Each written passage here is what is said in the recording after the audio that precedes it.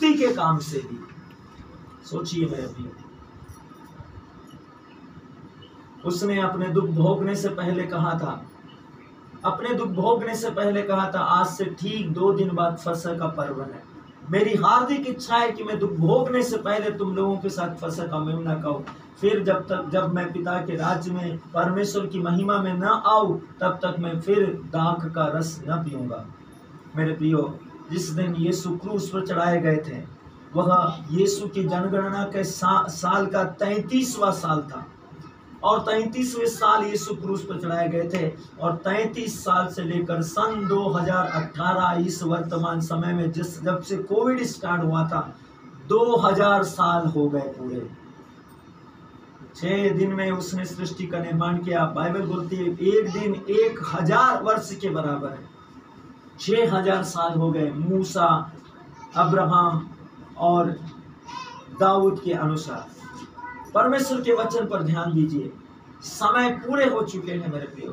अब आपके पास में समय नहीं है, हमारे पास समय नहीं है। ये परमेश्वर का अनुग्रह है कि आत्मा भी काम कर रहा है, कलीसिया भी काम कर रही है, और पवित्र परमेश्वर का समय है। अभी शैतानों को पूर्ण रूप से सहमति या आदेश नहीं दिए गए कि वो पृथ्वी के ऊपर भर जाए, इसलिए समय का फायदा उठाइए। यीशु मसीह के क्रूस पर चढ़े जाने और मरे जाने और गाड़े जाने और लुम्बुस में उतरे जाने और तीसरे दिन मृतकों में से जी उठने, स्वर्ग पर चढ़ जाने, तब से लेकर आज सन 2023, सोचिए मेरे प्रियो, 2005 साल हो चुके हैं। उसका आना बहुत शीघ्र है, 5 साल ओवर है, ऊपर हो गया है। सोचिए मेरे प्रियो, आप और मैं होश में आइए, बाइबल को अच्छे से पढ़िए, आपको पवित्र वचन बताएगा हमें इस महत्वपूर्ण समय में। इसलिए बाइबल में लिखा है, उसने यीशु का वचन है, तुम जाओ और सब जातियों को राज्य का सुसमाचार सुनाओ। जो विश्वास करेगा, जो सुसमाचार पे विश्वास करेगा, वही उद्धार पाएगा। सुसमाचार आपको पढ़ते रहना। उसने कहा जब मानव पुत्र आएगा तो क्या पृथ्वी पर विश्वास बचा हुआ पाएगा? उसने कहा जाओ और सब जातियों को सुसमाचार सुनाओ। जो विश्वास करेगा और जो सुसमाचार ग्रहण करेगा और विश्वास करेगा, वो उद्धार पाएगा। सब जातियों को सुसमाचार सुनाओ। सुसमाचार क्या है? सुसमाचार है यीशु।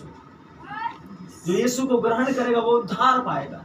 और आपके लिए सुसमाचार क्या है? परमेश्वर का वचन। यीशु के विषय में लिखा है, आदि में वचन था, वचन ईश्वर था, वचन ईश्वर के साथ था, वचन स्वयं ईश्वर था, और वचन देहधारी हुआ, मतलब ईश्वर देहधारी हुआ है। यही तो ईसाया प्रवाचक ने कहा, एक कुंवारी गर्भवती होगी, पुत्र प्रसव करेगी और उसका नाम ईसा रखेगी, जिसका अर्थ होगा ईश्वर हमारे साथ है। इमानुएल का मतलब ईश्वर हमारे साथ है, वो हमारे साथ है। सोचिए मेरे प्रिय, और उस सुसमाचार को जो वचन बनकर मनुष्य की देह में इमानुएल होकर इस सृष्टि में आया, ईश्वर हमारे साथ, उस पर विश्वास कर। उसने कहा परमेश्वर की इच्छा यह है कि उसने जिसको भेजा अर्थात मसीह को, यीशु को भेजा, उस पर विश्वास करो। यह है परमेश्वर का वचन। परमेश्वर की इच्छा आप और मैं अपने जिंदगी में जानना चाहते, परमेश्वर की इच्छा मेरे लिए क्या? परमेश्वर की इच्छा मेरे लिए क्या? परमेश्वर की इच्छा मेरे जीवन में क्या है?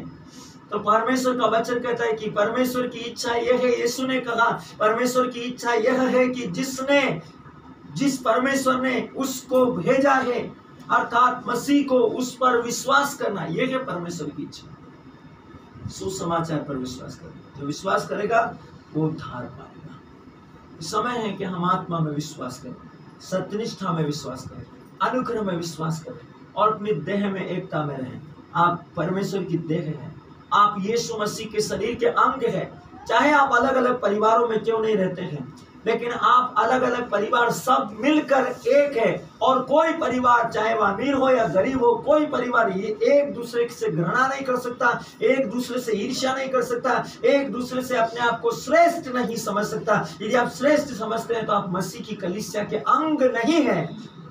अब अंग होने पर भी आप अंग भंग हो गए हैं, आप निकाल दिए गए हैं।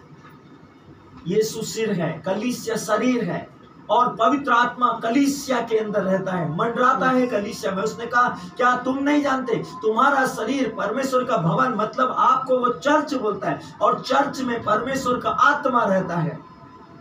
आप परमेश्वर का चर्च है, परमेश्वर की कलीसिया है। एक एक व्यक्ति छोटी छोटी कलीसिया है जो दूसरे से मिलता है, जो वचन को नहीं जानते, वो उससे परमेश्वर की देह बनाने के लिए, परमेश्वर का शरीर बनाने के लिए, अंधकार के वश से मुक्त करने के लिए, उससे सुसमाचार सुनाने के लिए एक लाइट है, एक प्रकाश है, एक ज्योति है। इसीलिए उसने कहा कि मैं संसार की ज्योति हूं, जो मेरा अनुसरण करेगा वो अंधकार में कभी नहीं भटकेगा वरन जीवन की ज्योति पाएगा। इसलिए उसने कहा कि तुम जगत की ज्योति हो। पहाड़ पर बसा हुआ नगर छिप नहीं सकता।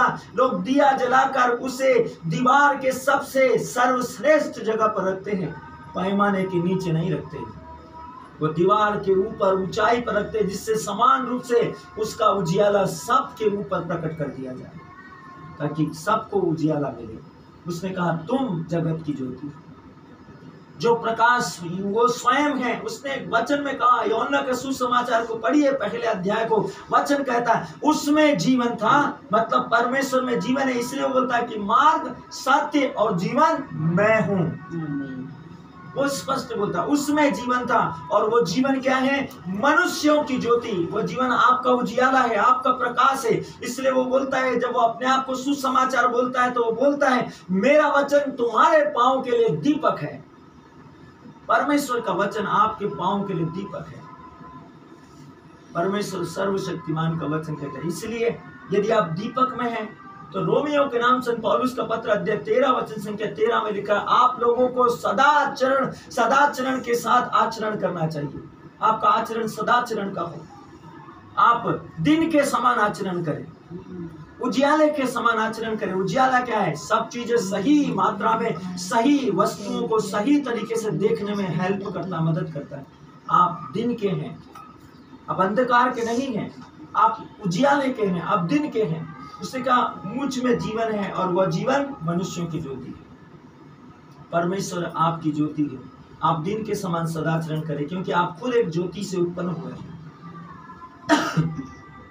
मेडिकल साइंस इस बात को मानता है कि जब एक बच्चा भ्रूण होता है और जब माँ के अंडाणु और शुक्राणु जब आपस में मिलते हैं तब उनके अंदर अंधेरा रहता है, लेकिन जैसे वे दोनों एक दूसरे में एक हो जाते हैं अपने आप उसमें उजाला आ जाता है। मेडिकल साइंस इस बात को मानता है। जैसे ही उसमें लाइट आता है उसी समय से प्रेगनेंसी स्टार्ट हो जाती है, वहीं से जीवन का संचार होता है, उससे पहले कुछ नहीं। परमेश्वर ने कहा उसमें जीवन है और वो जीवन मनुष्यों की ज्योति है। उसने आपके अंदर ये दिया है मेरे प्रियो। मेडिकल इसको मानता है कि बाइबल जो बोलती है सत्य बोलती है। जो यूहन्ना के सुसमाचार में लिखा है वो बिल्कुल परफेक्ट है। बड़े बड़े विश्व के जाने माने साइंटिस्टों ने अपने हाथ उठाकर घुटने टेककर परमेश्वर को धन्यवाद दिया। यूहन्ना की पुस्तक में जो लिखा है बिल्कुल सही लिखा है। अब सोचिए मेरे प्रियो, परमेश्वर आपका परमेश्वर है, वो आप में रहता है और अब वो आने वाला है, इसलिए आपको वो चाहता है कि तैयार हो। उसने कहा जब स्वामी आएगा तो क्या उसका नौकर, उसका सेवक जागता और पहरा देता हुआ पाया जाएगा। इसलिए समय पर ध्यान दीजिए, समय पर ध्यान दीजिए।